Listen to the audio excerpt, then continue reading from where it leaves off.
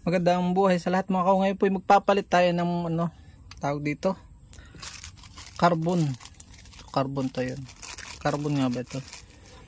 Dito ng Fujima grinder po. So medyo matagal-tagal ding hindi nagamit, hindi napalitan, nagamit na pero hindi napalitan. So yun pagpapalit po nito kailangan natin ng tools, Philip at itong ating ordinary screw. Ito yan, flat. Wala akong tawag dito. Yan, ito po yung reserva natin. May reserva pa po ako yun. Kaunti lang yung gasgas niya. Actually nanood po ako sa YouTube ng mga vlog tungkol dito. At salamat sa kanila. Malaking tulong talaga YouTube. So tatanggalin lang po muna natin ito. Yan. Madali lang actually ito. Dalawa siya nung napanood ko. Dalawa po yung papalitan magkabila. So yun tanggalin lang po natin. Galaw lang po dito. Yan. At yun. Yan yung papalitan natin to. Yung nagalaw sa loob yun yun yung naikot na yun. To. Yun daw yung armature. Yun. Hindi ko naman alam yung armature na yung tinatawag na. Hindi tayo expert po dito sa makina. Pero tayo pa may magaling mangupya. Tayo ay marunong kakalasin natin tornilyo.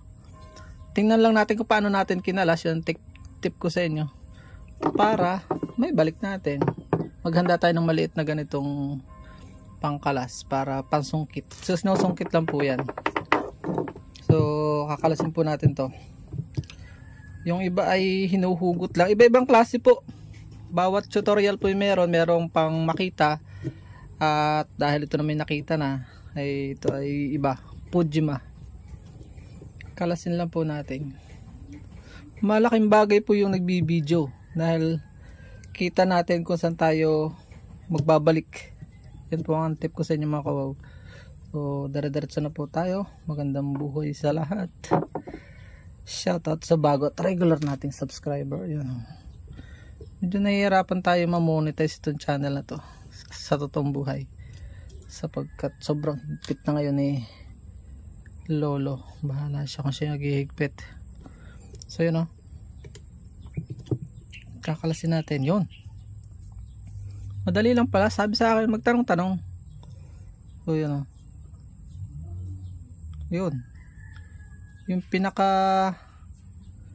itong nasima na to, ito ang naglalak para tinutulak niya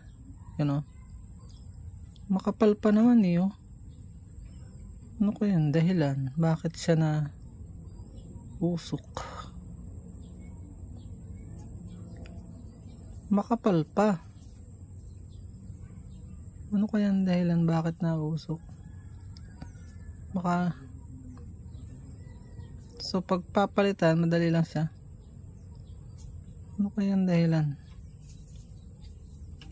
Hindi pa siya makapal pa halos parang bago pa. So hindi ito yung problema nito. Hindi ito yung problem. Titingnan ko rin yung kabila kung ganito rin. Pero nausok siya pagka ginagamit na yung nasa action. Parang mali pa naman. Sobrang init pagka baka may grounded dito. Kunti pa lang bawas So yung pagpapalit niyan, susuot mo lang yun doon. Tapos ibabalik mo. Ganun lang po siya kasimple.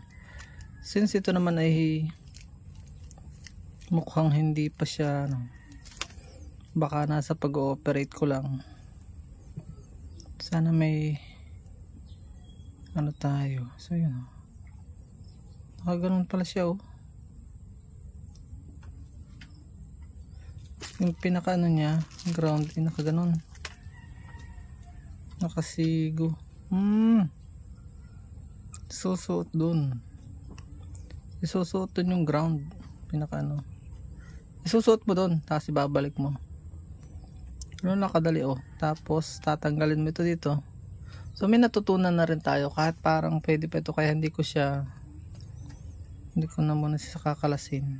Yun oh. Ayun, nahawakan lang pala naman oh. Hindi mo na kailangan siyang sungkitin. Hahawakan mo lang siya. Kailangan hawak. At yun oh, pwede na siyang, ay pwede pa nga eh. Huwag nang makulit. Huwag nang makulit kung po pwede pa. Oh, pwede pa siya oh. So, pabalik lang natin. Oh, I believe may natutunan po tayo. Tapos gaganon lang oh. Yun. Shoot na siya ulit. And then itong yung pinaka wire, isusuot natin doon. May lock siya. At ito ibabalik ko na. So tatanong ko uli sa kanila, yung tinagasgas doon pag naikot. Pagka natakbo siya, hindi na usok. Pero pagka yung natama na sa goma, baka naman goma lang yung nagpapausok. Hopefully, nasiklab daw siya eh. Pagka nasiklab daw po ito. Pagka yung grounded na talaga. So yan. Ganyan pala yan. Babalik na natin. Babalik ko na po.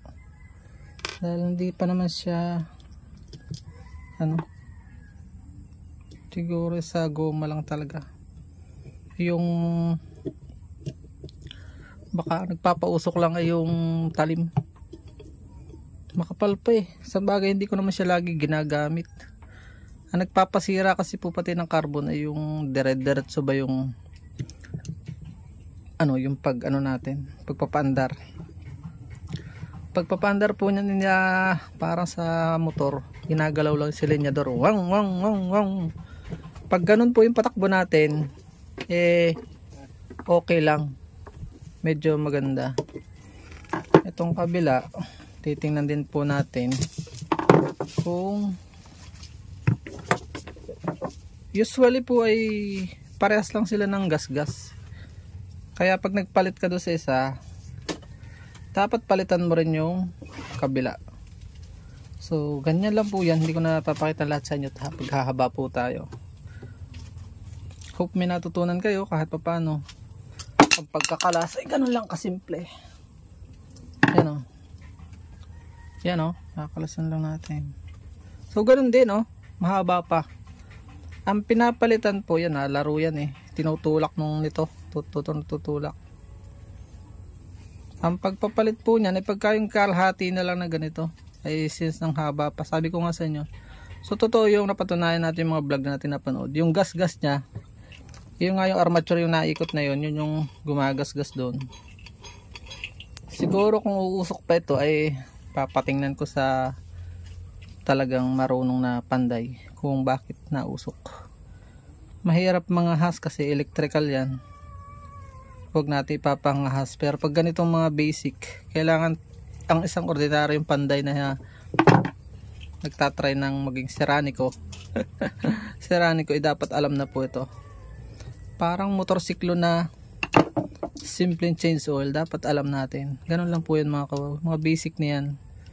May mga tutorial naman para na rin tayo nag-aral wala sa school natutunan natin ng libre sa YouTube University. Yan. Dahil ang YouTube ay ginawa na nga pong library ng buong mundo. Lahat na ng tutorial nandiyan halos. So natuto tayo. Salamat sa mga nag-upload ng una. Hope may natutunan din kayo sa aking upload. Kapag pwede pa naman, ay huwag mo naman palitan. Try natin yung ibang sira. Baka may sira sa ibang bagay. Yun lang po. Hindi ko na pakakahabaan pa ang aking video. Ibabalik ko muna ito. Gagamitin ko hanggat hindi na-apoy. Pwede pa naman eh. So kung sa pagbabalik, ganyan din lang po. So susubukan ko sa ibang bagay kasi goma yung ginagamit ko. Baka naman sa goma lang talaga siya. Pagka siya umusok pa rin sa bakal, pag bakal yung ginagamitan, ay ibang usapin na yun. Baka nga grounded. Hindi pa naman ako nakakaramdam ng talagang total danger. So pwede pa ito.